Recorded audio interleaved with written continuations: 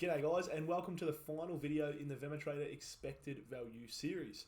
My name is Reese, and in today's video we're going to be covering those final two levers that I spoke about last week, which are the average result of your wins and the average result of your losses.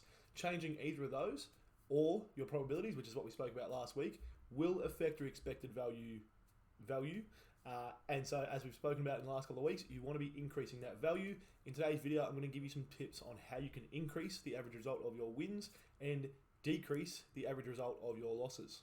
Righto, so there are a number of ways that you can affect these values. Now, I'm actually going to start with an average result of losses change, and that is exit rules. So as I spoke about last week when I was talking about changing your win rate, one of the things that I have is a rule that if price is closing, around my entry, it's not really moving away, I will close that trade. That can change my win rate, right? If I'm closing the trade in profit, then obviously I'm not taking a loss, but it also can change the average result of a loss. So if you can close out for a small loss rather than a full 1R loss, that can really impact your average results. And when you're taking those small losses, it means that one, not even that large win, can cover all those small losses and then take you into the profit. So exit rules is a great way to reduce your average result on losses. Similarly, good exit rules are a great way to change and improve your average result on wins. So I have a rule. I have what I call like a manual stop loss and then my actual stop loss. So my manual stop loss is a level where essentially if I've moved my move my stop loss up into profit, it's like a level where if we get two consecutive closes below that level, I'm going to close out of the position. I give my actual stop loss a little bit more room to sort of help avoid wicks and different things. But if I see two closes below a certain level, it indicates to me that price is going against what I thought was happening, and so I'm better off manually closing that trade and locking in more of a profit than if I just let that trade continue on and hit my stop loss, even though my stop loss is in profit. Trading higher time frames is another one. So trading higher time frames works for both. It will reduce your average result of a loss and increase your average result on a win, because typically on smaller time frames you will pay higher fees. Now, this isn't actually time frame specific necessarily. It's more to do with the size of your stop loss and then your position size accordingly to match to 1%. But typically with scalping, you'll have much larger position size, which means you'll pay much higher fees. So on the same trade, if you take a 1R loss on a small time frame, you might pay another 50% in fees compared to what you would have paid on a higher time frame trade. And you can really see the results of that when you look at VEMA's risk to reward fee adjusted on the start charting screen. So that is a great way to decrease the average result of your losses and increase the average result of your wins, is trading higher time frames, because their fees have less of an impact. Another way that you can increase the average result of your wins is using multiple take profits. This is something that I personally have used to really increase my average result on wins. I spoke about that last week in terms of increasing my win rate, but it also has increased the average result of my wins, because I used to, when I just had one target, shoot for the moon and basically never hit my take profit. Having multiple take profits allowed me to hit those take profits more, and weighting those take profits has also been a factor. So I did some back testing, realized that if I took 50% of my profit at take profit 1, that was where my average risk to reward was coming out best. You might do the same thing and realize, I'm often hitting my third take profit, so I can, take 20% at take profit 1, 20% at take profit 2, and take 60% at take profit 3, and really jack up my average risk to reward. My final key for reducing the average result of your losses is moving your stop loss. So similar to the first, the exit rules, if you can, move your stop loss closer to your entry, that means that if you do get stopped out, you're going to take less of a loss when that happens. The more often you can do that, the better off you're going to be, because instead of taking that full 1R loss, you are only taking, say, a 0.5R loss. So, tracking price action after the exit.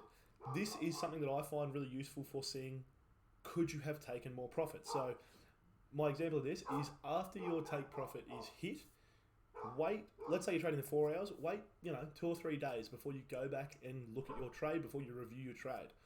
Because you might find that price continued on. It's hit your final take profit, it's kept going, and you could have actually had larger take profits to lock in more profits. So if you are consistently noticing that, you should tag it whenever you notice it. If you are consistently noticing that that's occurring, then you can start to shoot for bigger targets and increase your average result on your wins. Tighter stop losses. Now this has an asterisk because it is something that I'm very cautious putting in here. your stop loss needs to be where it needs to be, right? But where it needs to be is going to be different for everybody. Hopefully it's something you've back tested or forward tested, but having tighter stop losses with the exact same take profits will lead to a higher risk to reward. It will also most likely increase your loss rate, right? Decrease your win rate. So it is a catch-22. But at one point, I had a hypothesis on one of my strategies that if I halved the size of my stop loss with the zones I was using, it would immediately double my risk to reward, right? Because I'm halving the size of my stop loss, so my risk to reward doubles. But I did not think it was going to double my loss rate. I didn't think it was going to halve my win rate. And so I thought, okay, well, if it just increases my loss rate by 20%, but I'm getting twice the risk to reward each time, that's actually going to make me much more heavily profitable. And I went and back tested that, and sure enough, I found out, okay, I can actually do this. I think it decreased my win rate by say 15%, but it was literally doubling my risk to reward. So in terms of the expected value, if you take a look at that, my result on win was doubling. My probability of a loss was increasing by about 20%. They don't cancel each other out. The result on win is heavily skewing that to increase my expected value. So limit orders. So similar to what I was speaking about with the trading higher timeframes, right? Limit orders will also either reduce your fees or, in the case of trading on BitMEX, actually pay you a rebate if they do fill. So by using limit orders for your take profits, you actually do help increase the average result of your wins, either by reducing the fees if you're trading on OKX compared to if you'd use market orders, or if you are trading on BitMEX, by actually getting paid for those limit orders with that BitMEX rebate. Righto, so there you have it, guys. That is some of the ways that you can improve your average result on your wins and decrease your average result on your losses. Now, there is a big caveat here in that changing any of these things may also affect your win rates, right? So it's something that you really have to consider when you're doing it. Is it going to affect your win rate? Like I said with the tighter stop loss example, where my win rate was decreasing, but just not as fast as my average results were increasing, sometimes that trade-off may not be worth it. So that is always something to keep in mind when you are pulling any of these levers. None of them work in isolation. Changing any of the things in your trade plan will affect other parts of it, but sometimes it is worth doing. It is worth tweaking these things just to see if you could be doing better. So hopefully you have enjoyed this expected value series. I hope that I've kind of got you guys to understand the importance of expected value, because I do think it is the number one metric. I think it's the most important thing to understand in trading, because it is the one that tells you, is your trading actually working or not? It is a single figure that you can look at to know how your trading is going. Hopefully you guys have learned something throughout this series. If you have any questions, as always, feel free to hit me up in the comments or on the VEMA support site. Have a great day, happy trading, and I'll talk to you very soon.